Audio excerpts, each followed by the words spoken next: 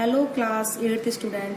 तो बेटा आज की वीडियो में जो हमने आपको पढ़ाया था, लास्ट की वीडियो में हमने जो पढ़ाया था वो आपको पढ़ाया था कि रेगुलर रिफ्लेक्शन क्या होता है। ठीक है, दो तरह के रिफ्लेक्शन होते हैं, रेगुलर और diffused.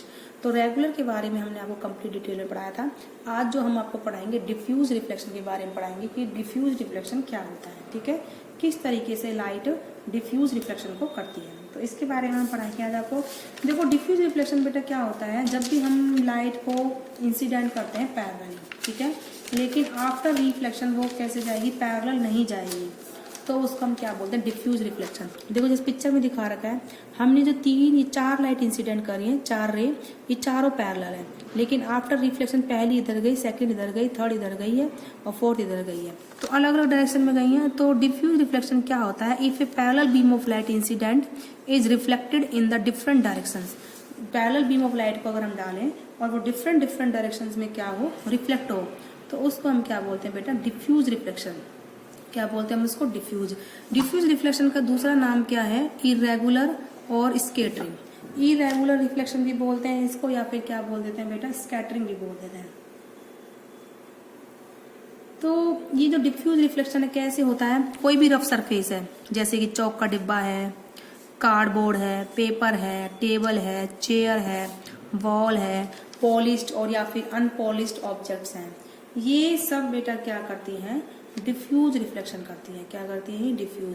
Paper, cardboard, chalk, table, chair, wall, polished, unpolished metal object, ये सब क्या करती है बेटा, डिफ्यूज रिफ्लेक्शन। ओके, तो इन्होंने दिखा रखा है, a sheet of paper produce diffuse reflection of light. ठीक है, क्योंकि जो रफ सरफेस होती है पेपर की, कैसी होती है, रफ सरफेस, तो इस केस में एंगल ऑफ इंसिडेंस अलग अलग होते हैं और इसलिए पैरेलल एंगल भी अलग अलग होते हैं। इस वजह से क्या होता है, इसका डिफ्यूज रिफ्लेक्शन होता है। ठीक है, तो ये आप डायग्राम भी ड्रॉ करेंगे ये। ठीक है, इसको रेगुलर रिफ्लेक्शन का तो ये है और डिफ्यूज रिफ्लेक्शन का डायग्राम है। अब है डिफ्यूज रिफ्लेक्शन होता किस वजह से है। ठीक है, डिफ्यूज रिफ्लेक्शन में आप देखिए बेटा, सरफेस रफ है, देखो ऐसे दिखा रही है टेढ़ी मेढ़ी, तो ये रेगुलर रिफ्लेक्शन में सरफेस प्लेन दिखा रखी है, तो ये तो रेगुलर रिफ्लेक्शन के लिए स्मूथ सरफेस है। और डिफ्यूज रिफ्लेक्शन कब होता है, जब सरफेस हमारी कैसी हो, इरेगुलर हो, ठीक है, स्मूथ ना हो। तो इसमें क्या होता है, angle of incidence for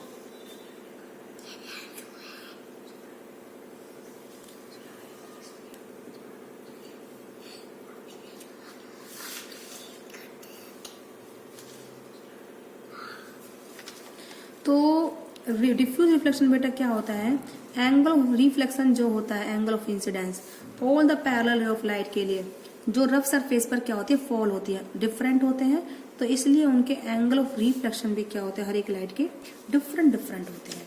that is the rays of cause of the diffuse reflection. ठीक है, angle of incidence and angle of reflection are different.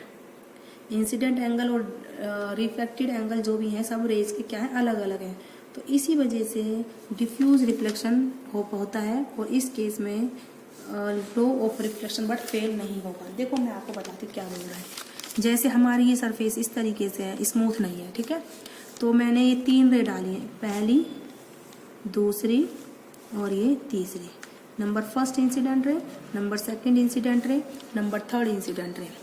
अब फर्स्ट इंसिडेंट रे इस डायरेक्शन में गई है, सेकंड इंसिडेंट रे इस डायरेक्शन में गई है, और नहीं, ये तो मैंने आपको दिखा दिया इस तरीके से है।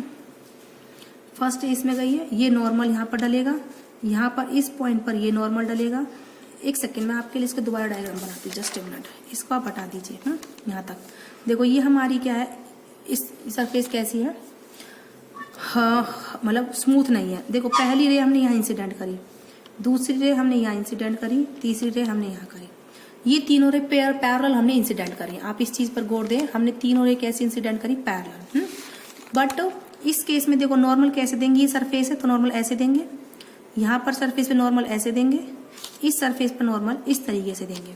तो angle of incident, first ray incident, second incident ray, third incident ray.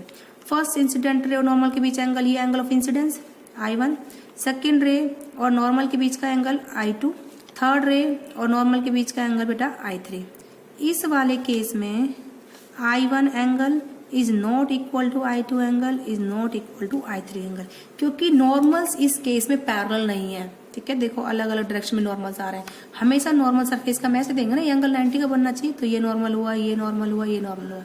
अब देखो I1 इज इक्वल, तो ये वाली रे ऐसे जाएगी, तो I1 is equal to but R1 होगा, I1 is equal to R1। ऐसे ये I2 है और यहाँ पर ये R2 जाएगी, ये I2 इज इक्वल टू बेटा R2।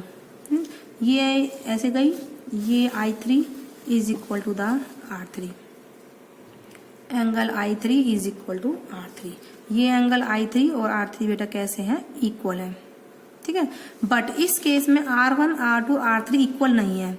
R1 is not equal to R2 is not equal to R3। बोले बात समझ में आ गई।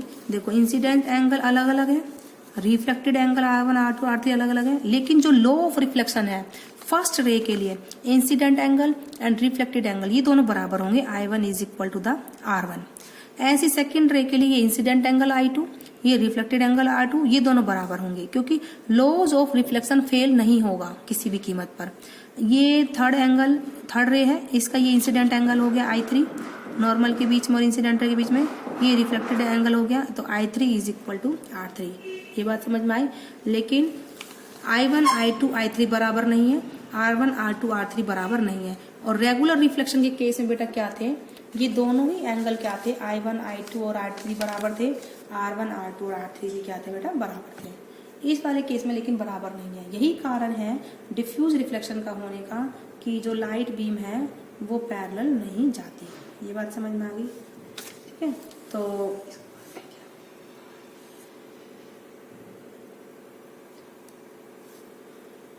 आई होप आपको समझ में आया होगा किस तरीके से डिफ्यूज रिफ्लेक्शन हुआ है और किस तरीके से रेगुलर रिफ्लेक्शन होता है। तो मैं आपको इसमें थोड़ा सा एक चीज़ डिटेल में और बताती हूँ। देखो मैं आपको दिखा रही थी रेगुलर रिफ्लेक्शन और डिफ्यूज रिफ्लेक्शन को, मैं आपको एक ही डायग्राम पर कंपेयर करके दिखाती। मैं एक सेकेंड में अभी आपको दिखाती हूँ, ठीक है, किस तरीके से रेगुलर एंड डिफ्यूज रिफ्लेक्शन होता है। ठीक है, मैं आपको दिखाती हूँ।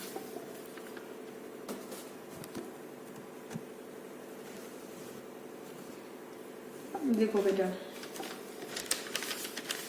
मेरे पास पेपर है, ये सरफेस कैसी है, स्मूथ, ये सरफेस कैसी है, रफ। ये तीन हमने पैरेलल रे डाली, दिस इज द, ये तीनों रे कैसी गई, पैरेलल। इस वाले केस को क्या बोलेंगे हम, रेगुलर रिफ्लेक्शन।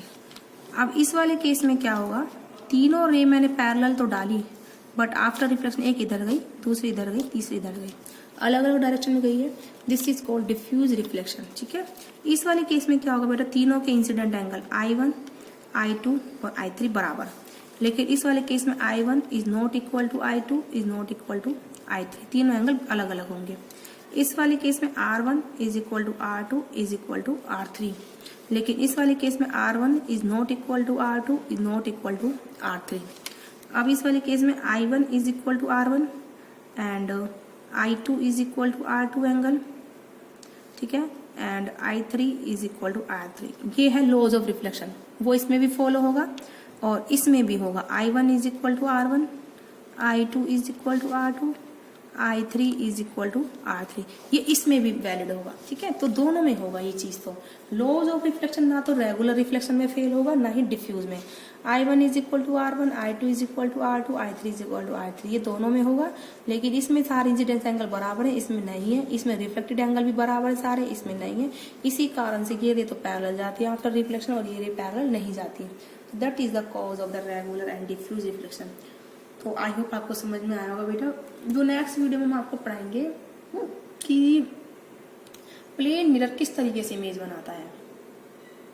ठीक है, किस तरीके से इमेज फॉर्म होती है प्लेन मिरर से। तो आज की वीडियो में बेटा इतना ही। ओके।